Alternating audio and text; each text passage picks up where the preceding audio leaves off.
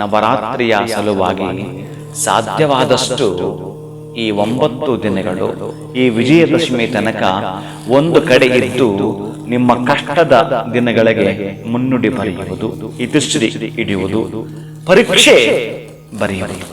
ಇದೊಂದು ಅರ್ಥ ಆಗ್ಬೇಕು ನಮಗೆ. ಒಟ್ಟಾರೆಯಾಗಿ ನಾವು ಯಾವ ಕಷ್ಟಗಳು ಎದುರುತ್ತಿದ್ದೇವೆಯೋ, ಆಮೇಲೆ ಮುಂದೆ ಬರಬಹುದಾಗಿರುವ ನೂತನವಾಗಿ ಬರ್ತಾವಲ್ಲ, ಗೊತ್ತಿಲ್ಲಪ್ಪ ಯಾರಿಂದ ಯಾವುದು ಹುಟ್ಟುಕೊಳ್ಳುತ್ತೋ ಏನು ಹುಟ್ಟುಕೊಳ್ಳುತ್ತೋ, ಯಾವುದೂ ಬರಬಾರ್ದು ನಮಗೆ, ಇರಬಾರ್ದು ನಮಗೆ ಅಂತಂದ್ರೆ ಅವಳ ಜೊತೆ ಇದ್ದು ಒಂದು ಅಪ್ಲಿಕೇಶನ್ ಹಾಕೊಳ್ಳೋದು. ನಮ್ಗೆ ಯಾರಾದ್ರೂ ದೊಡ್ಡವ್ರ ಇನ್ಫ್ಲೂಯೆನ್ಸ್ ಇದ್ರೆ ಎಷ್ಟು ಬಲ ನೋಡು. ಅದೇ ದೊಡ್ಡವ್ರು ನಮ್ಮ ಹಿಂದೆ ನಮಗೆ ಬ್ಯಾಕ್ ಸಪೋರ್ಟ್ ಇದ್ರೆ ಎಷ್ಟು ಬಲ ನೋಡು. ನಮ್ಮ ಹತ್ರ ನಮ್ಮ ಖರ್ಚಿಗೂ ಒಂದು 10 ವರ್ಷಕ್ಕಾಗೋಷ್ಟು ಹಣ ಇದ್ರೆ ಎಷ್ಟು ಬಲ ನೋಡು.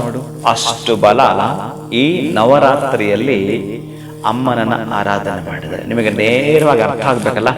ಅದಕ್ಕೆ ನಾನು ತಿಳಿಸಿರ್ತೇನೆ.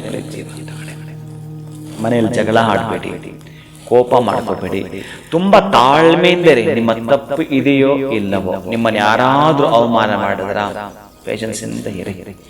ನಿಮಗೆ ತುಂಬಾ ಕೋಪ ತರಿಸಿದ್ರ ಅಲ್ಲೂ ಸಮಾಧಾನವಾಗಿರಿ, ನೋಡ್ತಾ ಇರಿ. ಕಾಲಚಕ್ರ ಉರುಳುತ್ತಾ ಇರುತ್ತೆ.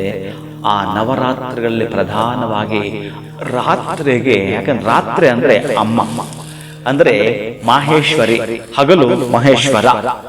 ನೋಡಿ, ಸ್ವಲ್ಪ ನಾವು ಯೋಚನೆ ಮಾಡಿದ್ರೆ ಈ ಹಗಲು ಇನ್ನೊಬ್ಬರಿಗೋಸ್ಕರ ದುಡಿತಿರ್ತೀವಿ, ನಿಮ್ಮ ಕುಟುಂಬಕ್ಕೋಸ್ಕರ ದುಡಿತಿರೋ, ಅಥವಾ ನಿಮ್ಮ ಆಫೀಸಲ್ಲಿ ನಿಮ್ಮ ದೊರೆಗೋಸ್ಕರ ದುಡಿತಿರೋ, ಯಾರಿಗೋಸ್ಕರ ಬಿಸ್ನೆಸ್ ಮಾಡ್ತಿರೋ. ರಾತ್ರಿ ಮಾತ್ರ ದಣಿವು ಆರಿಸ್ಕೊಳ್ಳಿಕ್ಕೆ, ಅಂದ್ರೆ ದಣಿವು ಆರಿಸ್ಕೊಳ್ಳಲಿಕ್ಕೆ ನಾವು ವಿಶ್ರಾಂತಿಯನ್ನು ಪಡೆತಿರ್ತೀವಿ. ಈ ಮಗು ಅಮ್ಮನ ಮಡಿಲಲ್ಲಿ ಕುಳಿತುಕೊಂಡು ಅಮ್ಮ ನಿದ್ರೆ ಮಾಡಿಸ್ತಾಳಲ್ಲ, ಹಾಗೆ ನಮಗೆ ಮಾತ್ರ ರಾತ್ರಿ, ನಮಗೆ ಮಾತ್ರ ಅದು ಯೋಚನೆ ಮಾಡಕ್ಕೋ ವಿಶ್ರಾಂತಿ ಮಾಡಕ್ಕೋ, ನಮ್ಮ ದೇಹಕ್ಕೆ ಅದು ಸಂಯಮದ ಸಮಾಧಾನವನ್ನ ಕೊಡ್ತಕ್ಕಂಥದ್ದು. ಈ ದಿನ ಕಾತ್ಯಾಯಿನಿ ಮಹರ್ಷಿಯ ಮಗಳಾಗಿ ಆಕೆ ಹುಟ್ಟುತ್ತಾಳೆ. ನಿಮಗೆಲ್ಲ ನಾನು ತಿಳಿಸಿದ್ದೇನೆ ಆ ಕಾತ್ಯಾಯಿನಿ ಮಹರ್ಷಿಗಳ ಬಗ್ಗೆ ಕೂಡ. ಅಂತಹ ಅಮ್ಮನನ್ನ ಇವತ್ತಿನ ಕುರಿತು ಪ್ರಾರ್ಥನೆ ಮಾಡಿದರೆ, ಯಾಕಂದ್ರೆ ಈ ವಿಶ್ವದ ಶಕ್ತಿ ಅವಳು, ಈ ಬ್ರಹ್ಮಾಂಡದ ಶಕ್ತಿ ಅವಳು. ನಾವೊಂದು ಪಿಂಡ, ಅವಳು ಬ್ರಹ್ಮಾಂಡ.